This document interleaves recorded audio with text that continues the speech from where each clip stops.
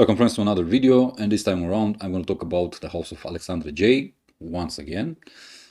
We are talking about the collector line, and this time around we are talking about Golden Oud, a fragrance that first became available in 2012, and this is a fragrance that's mostly, let's say, targeting vetiver lovers. Such an amazing vetiver fragrance, this Golden Oud. You do get some wood inside in this composition, but it's a very, let's say, playful wood, mainly because it's in your face now, then it disappears, then it reappears, then it disappears again. And this is how the wood note inside this composition behaves through the entire life of the fragrance on the skin. The presentation of this house is, as always, in my honest opinion, exceptional. I love their packaging, I love their design for these beautiful bottles. This time around we get a golden, of course, golden wood, golden bottle, but curiously enough, the boxes are red. Let's talk about the composition because it's very interesting. We have in the top notes solar notes, which are kind of hard to explain. They are very joyful, very uplifting, but at the same time they feel very aromatic.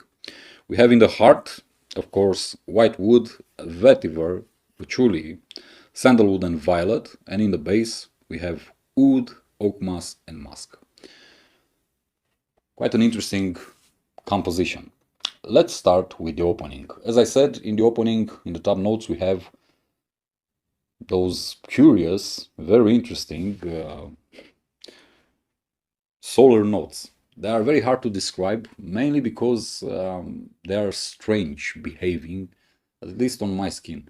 I perceive them as some very joyful notes, very uplifting, somewhat refreshing, energizing, but at the same time they feel somehow aromatic. This lasts for about 10 minutes, maybe 15 minutes, and afterwards comes the main accord of this fragrance, which is the vetiver note. But not your ordinary vetiver. Think about, for example, if you want, Nasomato Hindu grass. Think about Diptyque vetiverio, if you want. Think about Tiziana Terenzi Laudano Nero. That kind of vetiver. A very dark one. A very earthy one. It's very herbal at the same time. This is why, for me, the first time that I sniffed this fragrance, immediately popped in my head Nasomato Hindu grass. Because only in that fragrance I've met such a earthy vetiver, which, to be honest, I enjoy it, but I understand why many people would not enjoy it. This is very powerful. It's a huge, monstrous blast of earthy, dark vetiver, very rooty, if you want. Then afterwards comes a bit of white wood with violet to make it a bit lighter. And then comes another killer, and that's the patchouli. And once again, the patchouli is very dark, very mysterious, but it doesn't sport its usual chocolatey vibe, if you want. It's a bit dry, I would say, if this makes sense. The patchouli in this fragrance feels a bit dry, but combined with the vetiver, the result is simply outstanding. You get a very mature, very powerful, very macho type of fragrance, very elegant at the same time. And if you want, you can actually say that this fragrance is kind of gothic. Then afterwards, from behind, emerges a huge dose of oak moss with its aromatic prowess and comes and joins this huge, dark concoction. You also get some musk, and of course you have the agarwood, or the wood, which, as I said in the beginning, jumps all over the place in this fragrance. You get a hint in the opening, but a very brief hint. Then it shows up again in the heart. You can actually feel it as an undertone to the patchouli vetiver combo. Then it disappears when the violet emerges. It simply disappears, it vanishes, then it comes back again in the base notes. And it pretty much stays for the whole, let's say, period of the base, mainly because you're gonna get that oriental vibe coming from the dry down. The mask inside simply comes to again make the whole composition a bit luminous, a bit brightful, but that's it, nothing more. The main accord here is the oak mask, which is very powerful.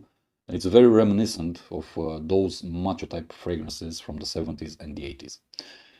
I simply love this fragrance. I love it. This is a fragrance made for real men. Although this is marketed as unisex, this is not a unisex fragrance. This is a fragrance made for men, real men, macho men if you want. Hairy-chested men. It's very strong, it's very powerful, it's very mature, it's elegant, it's dark, it's earthy, feels almost balsamic, but it doesn't go that way. It's very nice for real cold weather, especially in the winter time. But I see this being worn in spring and fall when the weather it's let's say quite cold, when temperatures are not too high. Very nice composition. Performance wise, this one performs really great on my skin. I usually get about 12 to 14 hours of longevity. Projection is very strong for the first 2 hours, 2 hours and a half. Afterwards, I get about 4 hours of moderate projection. And until the end of the wearing, I get low projection. So, pretty good.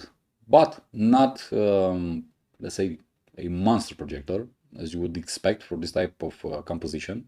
But the sillage, yet again, is huge.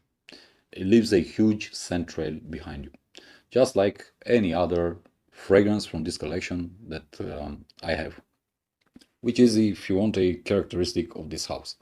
So in terms of performance, it's really great. How and when to wear this fragrance? Well, actually, I see this fragrance being worn only on formal occasions. To be honest with you, it's such a mature scent that I only see this one being worn at a suit and tie event, very important meetings, very important events in your life, where you need to be sober, for example, to be very elegant, and so on and so forth. But actually, I do believe that you can wear this one also casually, but dressed up in leather. Leather boots, leather jacket, some dark blue jeans, and also, I don't know, a shirt or something like this.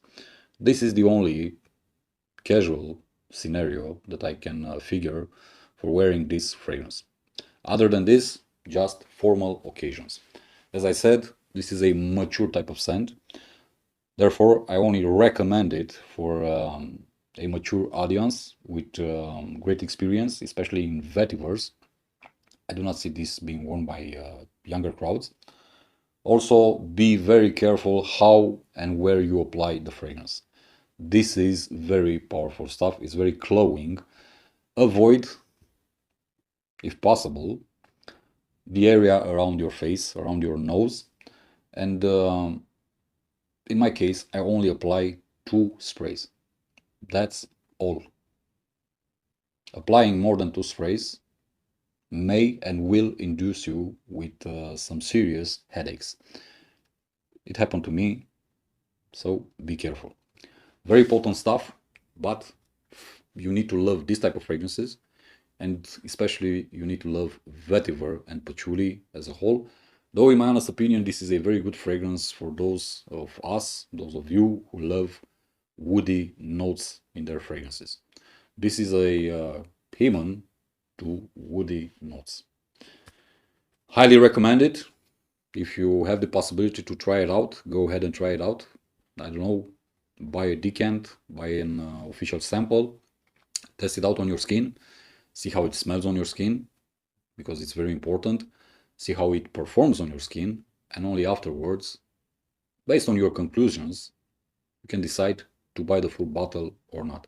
If you're asking me, this bottle is worth every single penny. Highly recommended fragrance from Alexandre.J, Golden Wood.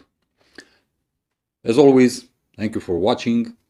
Thank you for your attention. I'm gonna catch you in the next one. Be safe, be good. Peace.